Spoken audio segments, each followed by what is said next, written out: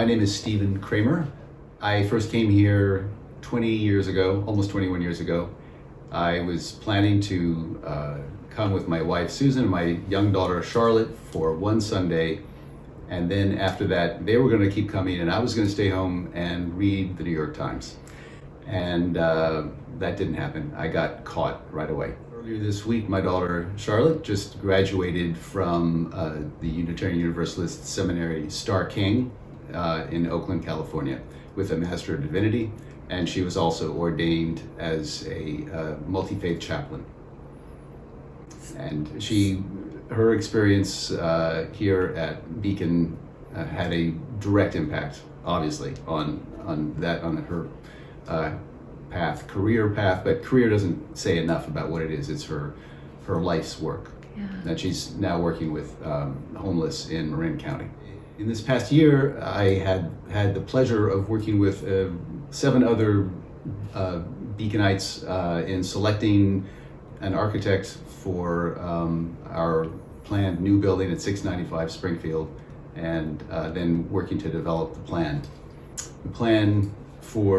We've worked with the architect to develop a plan for a new building at 695 Springfield that will house our sanctuary and all of our other activities, all our ministries. Right. I've also been a youth group advisor, and I've returned to that after my younger daughter finished going through the youth group. So I was very impatient waiting for her to get done so I could get back to being a youth advisor, which I love and is one of my favorite things about Beacon. With the youth, I think they embody the idea of being open to each person, accepting each person in a way that is almost unreachable for adults, because we have sort of established ourselves, become set in our ways, and with the youth you have they're open to so much, including to each other, and they come in sometimes with the idea of the social norms that they're supposed to follow, but they soon leave those at the door and are much more engaged in each other and where each of them is at the moment. And that's a radical range. It's a huge range of personalities and ways of dealing with the world and challenges. So it is invigorating, and it's sort of like getting a direct dose of our message of radical inclusion. Well, I always love there's a lot that I love about what they do. There's the sort of the spontaneous games that are played, or the trips into the kitchen to raid whatever food is left over. But really it's the touch groups, which are small groups of people, and often it's the same people that we go into separate rooms and we talk about the things that we're dealing with, what we're looking forward to, the good experiences we've had the past week, the problems we're dealing with, and it's intimate, and people share things that you don't expect them to share. The kids who are there now have all been through something. That there is a sense that they lost something in those 2 years or so when school was shut down, when it was really hard to socialize with friends, and everything had to happen virtually. And I get the sense that they really value our meetings together, and that they appreciate it even more, if that's possible, than they did beforehand. Well, one thing is that I sort of show up every Sunday with the habit of identifying the people I know over 20 years and wanting to talk to them.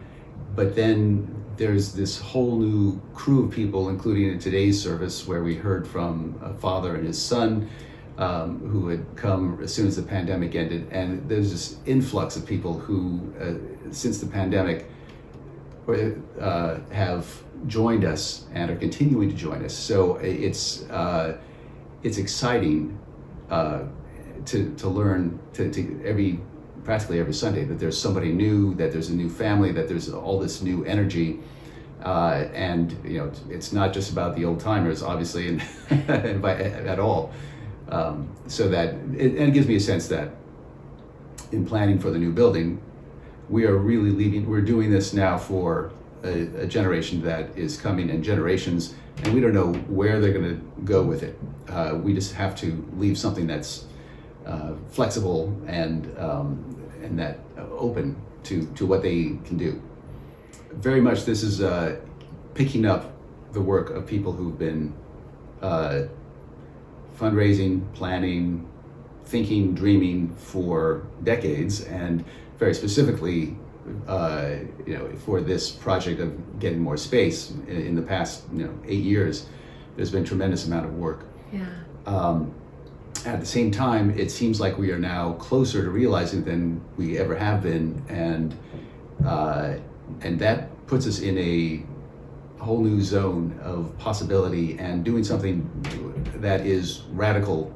We talk about radical inclusion. This is a radical in some other way, to try and do something that's extraordinary, given who we are and our size. It's audacious. There's nothing like being here live. And during the period when we were virtual, I felt committed to it, but at the same time there was greater distance.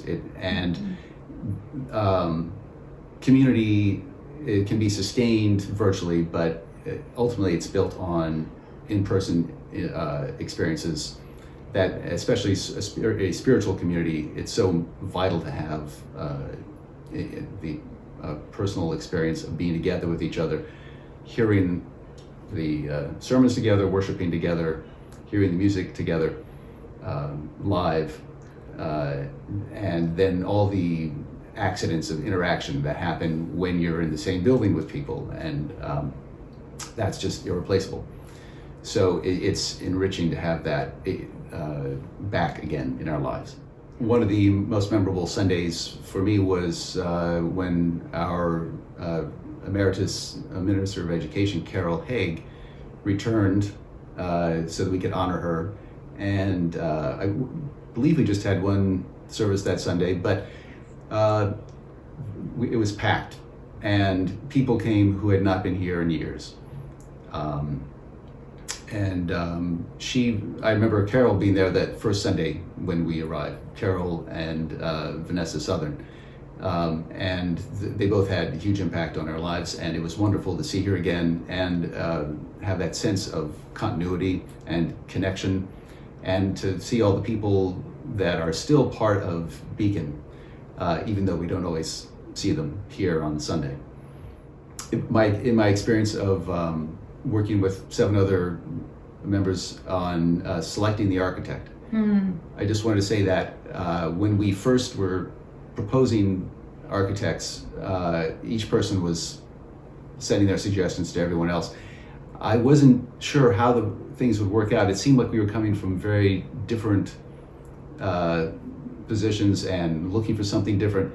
But when we narrowed it down to 6 architects and then started interviewing those 6, and we coalesced, it was an instant, almost agreement on who we wanted to select.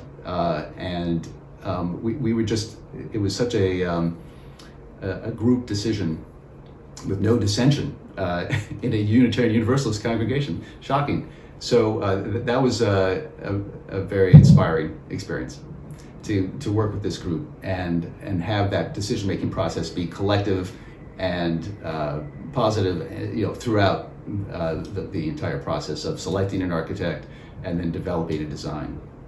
Well, we found somebody who could listen well to us, and whose design reflected the complexity of what we were looking for. So that was the wisdom of our decision. It was also luck we found somebody who was compatible. Yeah. I was raised as a UU, and so I have memories of going to a Unitarian church in Maryland from the age of 5, and I went through high school, and so I've always considered myself a Unitarian Universalist, but I feel like it didn't really become my religion, whatever that means, until I'd been at Beacon. That Beacon opened something up for me that that I hadn't gotten before. So this is my spiritual home.